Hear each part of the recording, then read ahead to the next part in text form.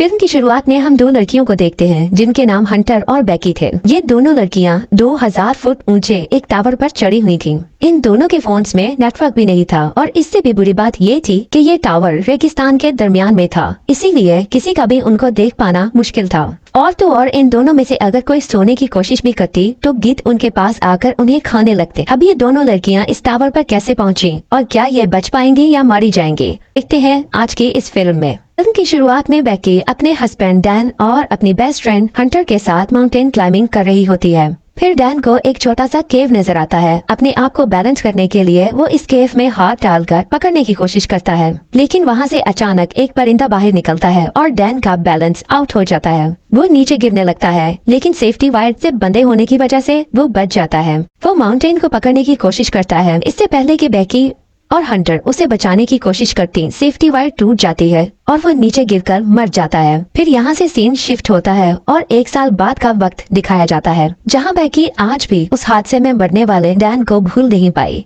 वो बहुत ज्यादा ड्रिंक करने लगी थी। उसकी हालत देखकर उसके फादर बहुत ज्यादा परेशान थे। वो उसको अपनी जिंदगी में आगे बढ़ने को कहते हैं, लेकिन वो उनकी कोई बात नहीं सुनती। एक दिन वो बहुत सारी दवाइयाँ खाकर खुदकुशी करने की कोशिश करती है। ठीक उसी वक्त उसके फोन पर हंटर की कॉल आती है और वो खुदकुशी नहीं करती। अगले दिन हंटर उसके घर आती है। वो बेकी को उस हादसे से बाहर लाने के लिए कहती है कि B67 टीवी टावर पर क्लाइंबिंग का प्लान बनाया है और उसमें तुम भी मेरे साथ ही चलोगी। हंटर जानती थी कि बेकी को एडवेंचर ग्लेसिस पर जाना पसंद था और उसने काफी लंबे अरसे से कोई एडवेंचर भी नहीं किया था, लेकिन बेकी बहुत परेशान थी। वो उसे जाने के लिए मना कर देती है। अगले दिन वो किचन में अपनी दवाइयाँ लेने जाती है, तो फिर थोड़ा सोचते हुए वो डिसाइड करती है कि उसे हंटर के साथ जाना चाहिए। और फिर हंटर और बेकी टावर की तरफ निकल जाती हैं। रास्ते में बेकी हंटर के फोन में उसकी कुछ पुरानी फोटोज देखती है।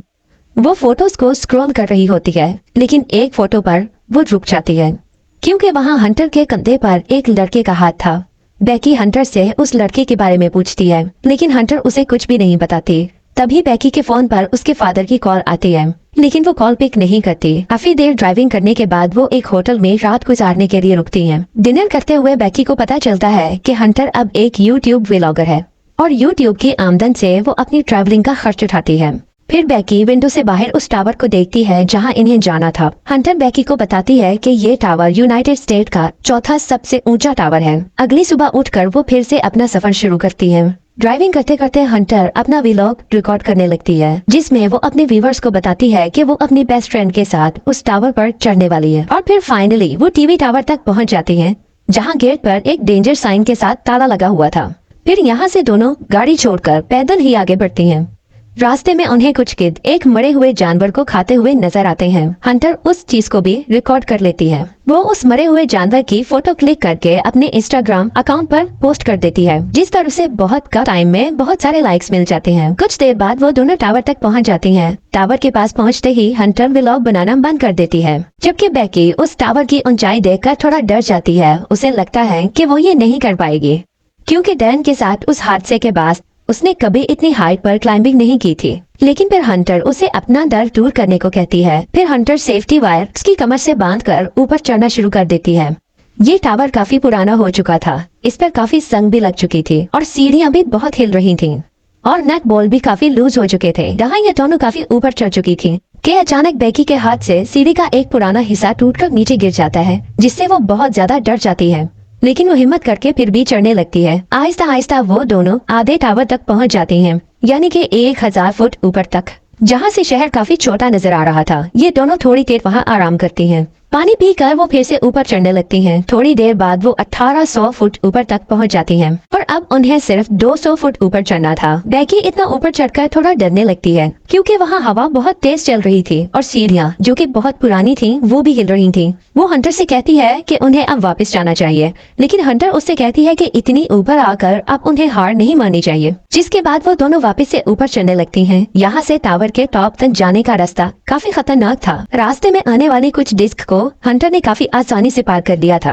अब वो बेकी को भी इन्हें पार करने में मदद कर रही थी। जैसे जैसे वो ऊपर जा रही थी, वैसे वैसे हवा का प्रेशर भी और बढ़ता जा रहा था। यहाँ बेकी काफी ज्यादा डर रही थी। इसी दौरान सीढ़ियों से एक एक करके नट बोल्ट निकल रहे थे, लेकिन इस बात से बिल्कुल बेखबर वो दोनों ऊपर चढ़ती जा रही थी। फाइनली वो दोनों टावर के टॉप तक पहुंच चुकी थी और अब एक और नट बोल्ट टूटकर नीचे गिर चुका था। यहाँ पर हंटर दोबारा से अपना व्लॉग बनाना शुरू कर देती है और अच्छी शॉट्स के लिए वो ड्रोन कैमरा का भी इस्तेमाल करती है। थोड़ी देर बाद हंटर अपने व्यूवर्स को और अच्छा कंटेंट देने के लिए बेकी के हाथ में ड्रोन का रिमोट पकड़ाकर खुद इस टावर के सहारे एक हाथ से लटक जाती है। शॉट्स लेने के बाद वो वापस से ऊपर आती है और बेकी को भी सेम ऐसा ही करने को कहती है, लेकिन बेकी मना कर देती है। लेकिन हंटर उससे कहती है कि उसे अपना डर भगाने का ये मौका जाया नहीं करना चाहिए। फिर बेकी हंटर का हाथ पकड़कर वही शॉट करती है और हंटर इन दोनों की सेल्फी लेती है।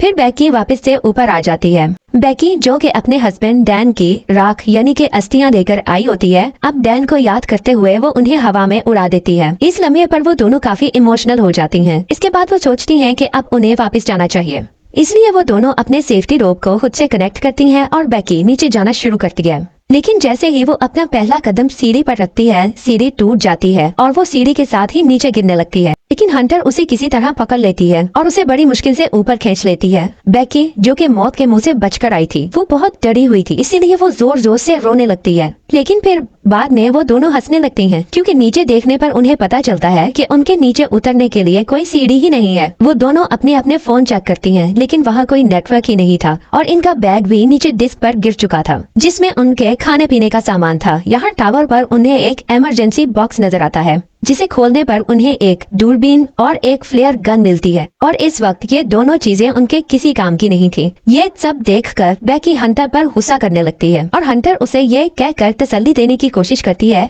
कि हो सकता है कि सीढ़ियों के गिरने की आवाज सुनकर कोई उनकी मदद करने को आए, इसीलिए उन्हें थोड़ा इंतजार करना चाहिए। तभी हंटर देखती है कि सीढ़ी से गिरने की वजह से बेकी के चोट लग गई है और उस चोट से अब खून निकलने लगा था। फिर हंटर बेकी के जख्म पर अपनी शर्ट बांध देती है। कुछ देर बाद बेकी हंटर से पूछती है कि उसने व्लॉगिंग क्यों शुरू की और हंटर बेध्यानी में डैन का नाम ले लेती है, जिसकी वजह से बेकी के दिल में हंटर के लिए शक पैदा हो जाता है। हंटर अपना फोन चेक करती है, जहां कुछ देर पहले उसने एक मरे हुए जानवर की फोटो अपलोड की थी। इससे उन्हें एक आइडिया आता है कि वो अपने फोन से एक हेल्प मैसेज टाइप करेंगे और उस फोन को रस्सी से बांधकर नीचे लटका देंगे। नीचे जाने पर नेटवर्क आ जाएगा और मैसेज पोस्ट हो जाएगा और उन दोनों को मदद मिल जाएगी। लेकिन ये कोशिश नाकाम रहती है। फिर वो सोचती हैं कि जमीन पर तो नेटवर्क जरूर होगा, इसीलिए वो फोन को जूते में रखकर उसके चारों तरफ अपनी जराबे फंसाकर फोन को नीचे फेंक देती हैं। इसी दौरान बेकी का ध्यान हंटर के पैर पर जाता है, जहां 143 का टैटू बना हुआ था। बेकी को याद आता है कि डैन उसे आई लव यू कहने के लिए 143 के कोड का इस्तेमाल किया करता था, लेकिन वो इस चीज को नजरअंदाज करती है और टावर से नीचे उतरने के बारे में सोचने लगती है। थोड़ी देर बाद उन्हें दूरबीन से देखने पर एक आदमी और उसका डॉग नजर आते हैं, जो कि टावर के पास ही थे। वो जोर जोर से मदद के लिए आवाजें देती हैं, लेकिन इतनी ऊंचाई से आवाज नीचे तक नहीं पहुंचती, जबकि फोन नीचे फेंकने वाला आइडिया भी फेल हो चुका था, क्योंकि उनका फोन पूरी तरह टूट चुका था। वो आदमी वहाँ से जाने लगता है कि देखकर बेकी अपने दोनों जूते उतारकर उसकी तरफ फेंक देती है, लेकिन वो आदमी नोटिस ही नहीं करता, क्योंकि वो किसी से फोन पर बात कर रहा होता है। फिर बेकी फ्लेयर गन चलाने लगती है, लेकिन हंटर उसे मना कर देती है। वो कहती है अभी दिन का वक्त है, किसी को इसका पता भी नहीं चलेगा। इसके बाद वो दोनों दो आदमियों को देखती हैं जो यहाँ पार्टी करने आए थे।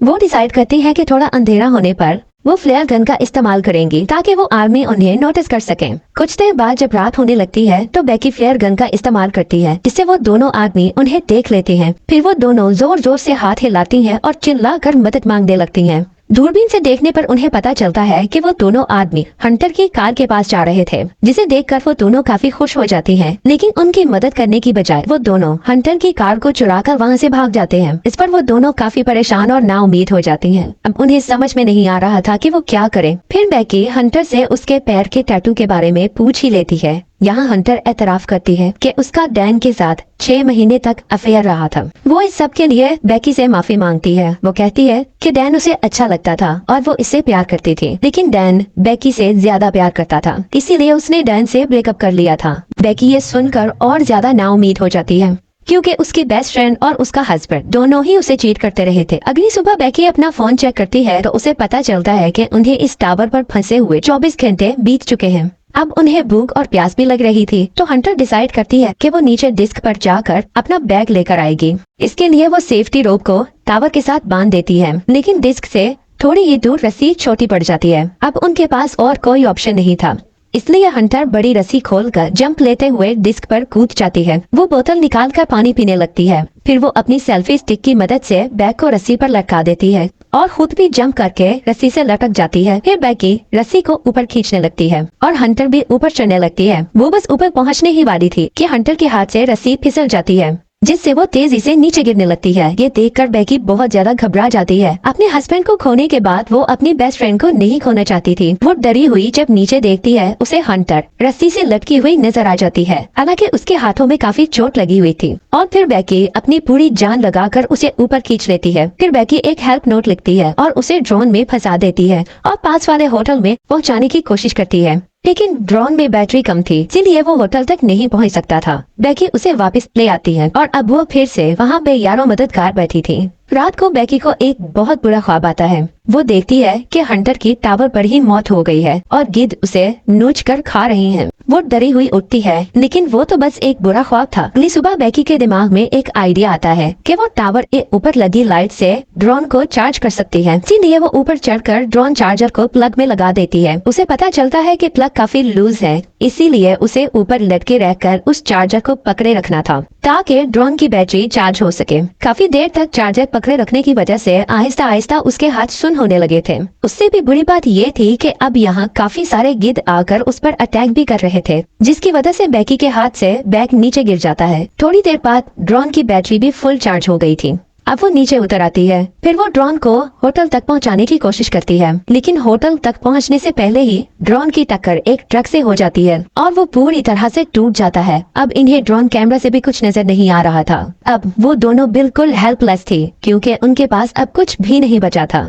वो थक हार कर वहीं बैठ जाती हैं। अब मौसम भी ऐसा हो गया था जैसे तूफान आने वाला है, जिससे उनके बचने के चांसेस और भी कम हो रहे थे। बेकी को बहुत नींद आ रही थी, लेकिन हंटर उसे ये कहते हुए मना कर देती है कि अगर वो सोई तो गिद्ध उन पर हमला कर देंगे। बेकी हंटर से उसका दूसरा जूता मांगती है ताकि उसमें अपना फोन डालकर नीचे फेंक सके, लेकिन हंटर उससे कहती है कि मेरा दूसरा जूता तो नीचे डिस्क पर ही पड़ा है। और यहाँ से फिल्म में एक बड़ा ट्विस्ट आता है। यहाँ हमें पता चलता है कि जब हंटर डिस्क पर कूदी थी तो उसी वक्त उसकी मौत हो गई थी और उस वक्त से बेकी अकेले ही सरवाइव कर रही थी और उसे हेलुसिनेशन हो रहे थे। और फिर बेकी अकेले रात भर तूफान में सरवाइव करती है।